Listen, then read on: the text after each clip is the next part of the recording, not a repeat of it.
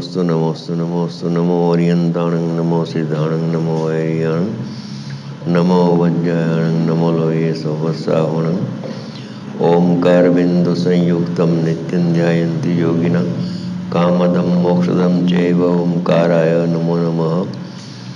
मंगलम भगवान वीरो मंगलम गौतमो गणि मंगलम कुंद कुंदार्यो जन धर्मोस्तु मंगलम सर्वमंगल मांगल्यम सर्वकल्याणकारकम प्रधानम सर्वधर्माणां जैनम जतु शासनम नमः समयसाराय स्वानुभूत्या चकाशते चित्स्वभावाय भावाय सर्वभावांतर्चिते।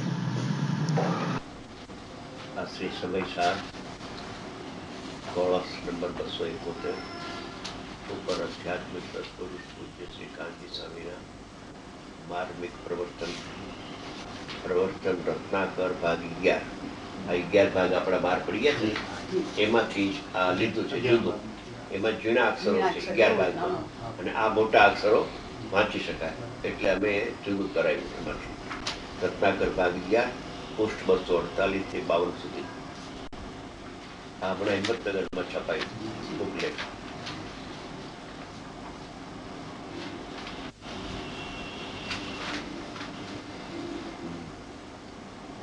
સમયસાર કળશ 271.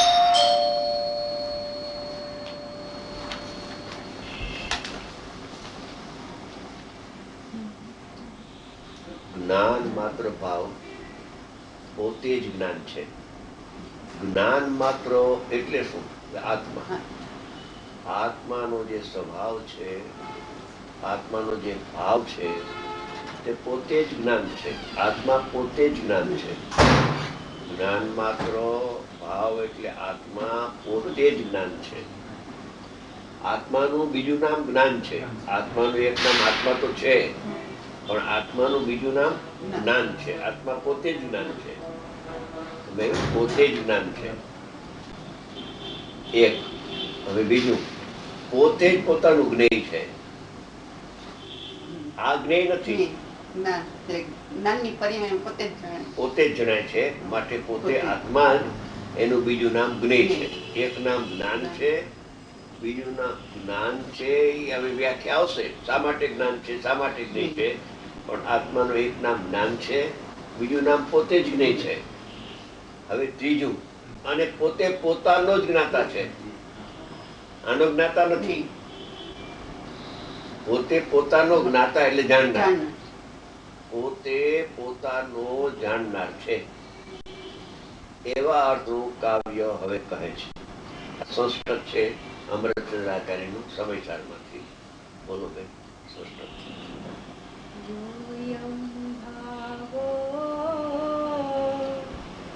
જ્ઞાનમાત્રોऽસ્મિ જ્ઞેયો જ્ઞેયઃ જ્ઞાનમાત્ર સનૈવ જ્ઞેયો જ્ઞેયઃ જ્ઞાનકલ્લોલવલ્લભં જ્ઞાન એનો શ્લોકાર્થ જે સમયસારમાં છે ને એ કોપી ટુ કોપી આમાં લીધું છે. શ્લોકાર્થ: જે આ જ્ઞાન માત્ર ભાવ હું છું, જે આ જ્ઞાન માત્ર ભાવ એટલે આત્મા, જ્ઞાનમય આત્મા એવો જે હું, તે હું છું. તે એટલે આ આત્મા જ્ઞેયોના જ્ઞાન માત્ર જાણવો. આને જાણનારો છે એવો હું નથી. મૂળ વાત છે. મૂળ એટલે જ્યારે જ્ઞેય જણાય છે ત્યારે હું નથી. એનો જાણનારો હું નથી. એનો જાણનારો હું નથી. હું કેવો છું કે જ્ઞાન માત્ર ભાવ હું છું, પણ કેવો છું કે જ્ઞેયોને જાણે એવો હું નથી. આ જ્ઞેયોને જાણે એવો હું નથી. આ જ્ઞેયને જાણે એવો તો છું.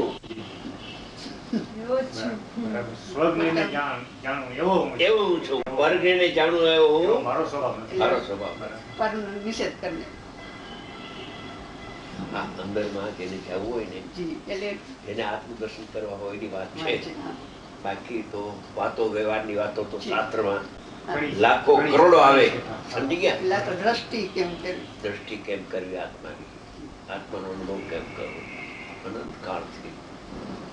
એને આ કામ નથી કર્યું, બધું કર્યું એને, પણ આત્માને જાણ્યો નથી, જાણનારને જાણ્યો નથી. સમજી ગયા? હા. એ કેમ જણાય એ એની આમાં વિધિ છે, અનુભવની વિધિ બતાવે છે.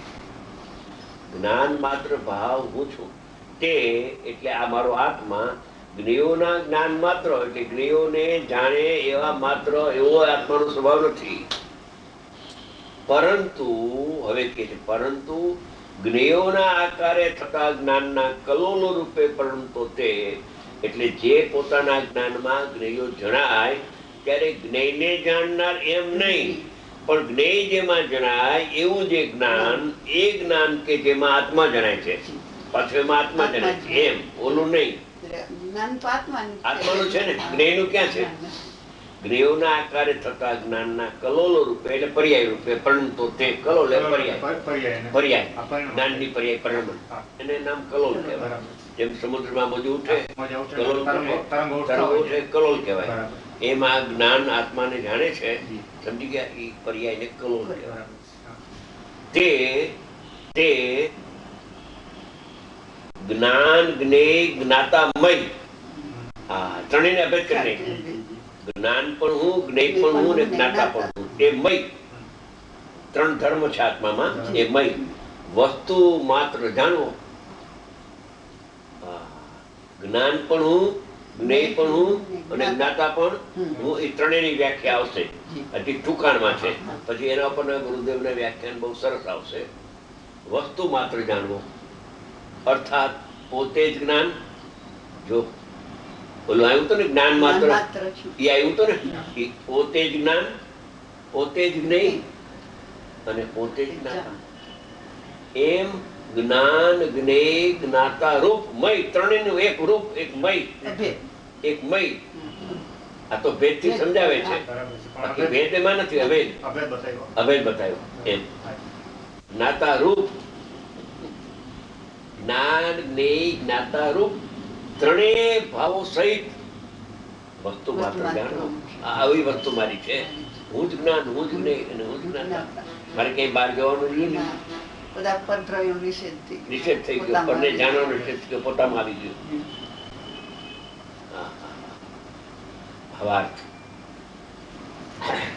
હજી આપણે તો આ ટૂંકું લઈએ છીએ, પછી ગુરુદેવની વ્યાખ્યાનો આના ઉપર વિસ્તારથી આવશે, ટૂંકામાં જાણે. જ્ઞાન માત્ર ભાવ. હવે જ્ઞાનની વ્યાખ્યા કરે છે. જ્ઞાન, જ્ઞેય ને જ્ઞાતા ત્રણ શબ્દો હતા ને, તો જ્ઞાનની વ્યાખ્યા પહેલા શબ્દની કરે છે કે જ્ઞાન માત્ર ભાવ, જાણન ક્રિયારૂપ હોવાથી જ્ઞાન સ્વરૂપ છે.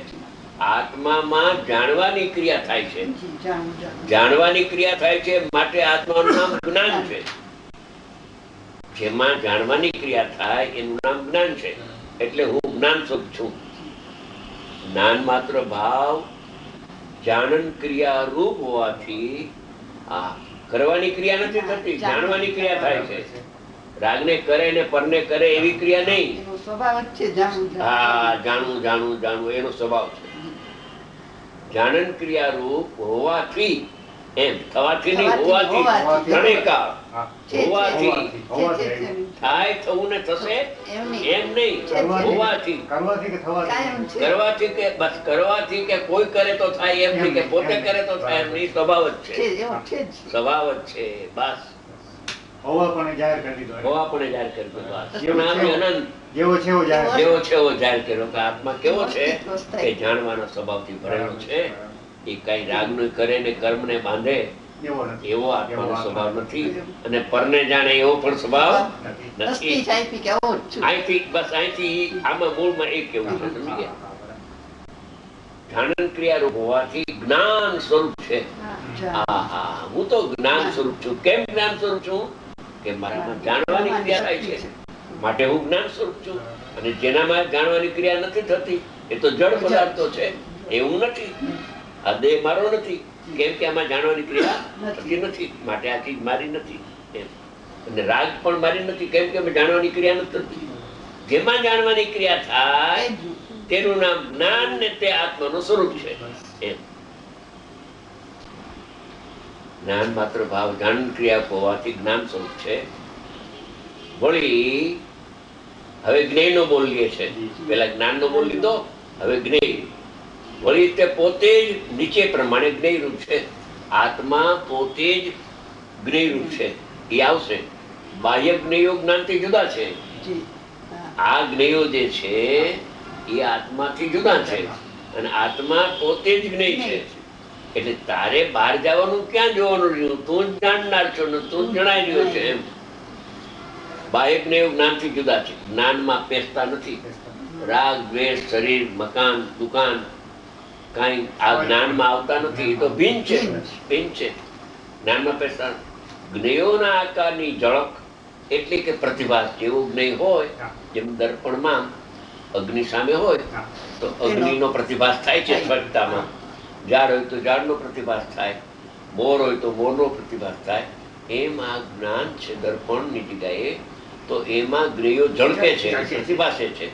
એમાં પ્રતિભાસ, એમાં આવતા નથી. એની સ્વચ્છતામાં ભાસે છે.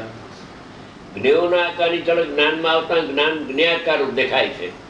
શું કે છે કે આ મુદ્દાની વાત છે કે જ્ઞેયો જ્ઞાનમાં જણાતા જીવને એમ ભાસે છે કે જ્ઞાન જ્ઞેયાકાર રૂપ થઈ ગયું.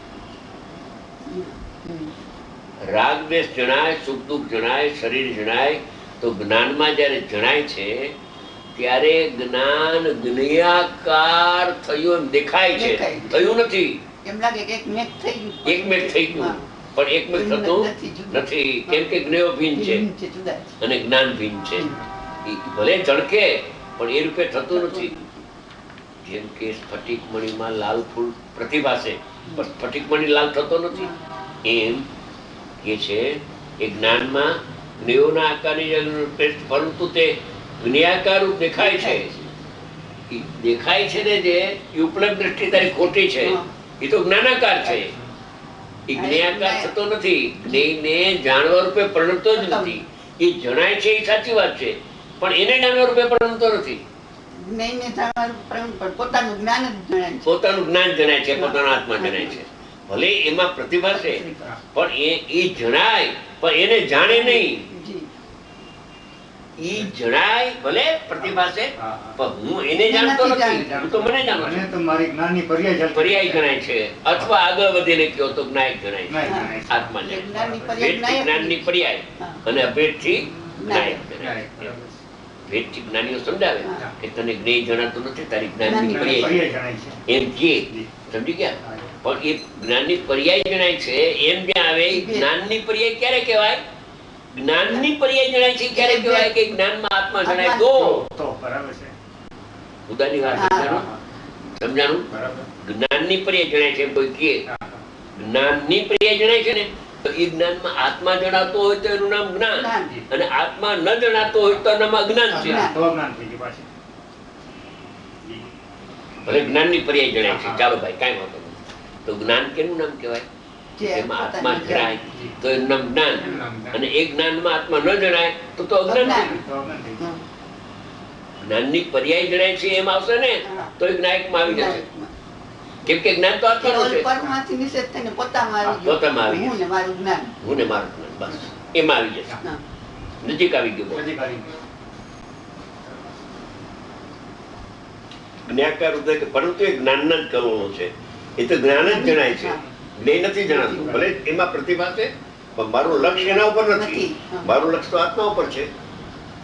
જેના ઉપર લક્ષ્ય એ જણાય છે, જ્ઞેય ઉપર લક્ષ્ય નથી મારું, એટલે મને એ જણાય નથી. તે જ્ઞાન કલોલો જ જ્ઞાન વડે જણાય છે.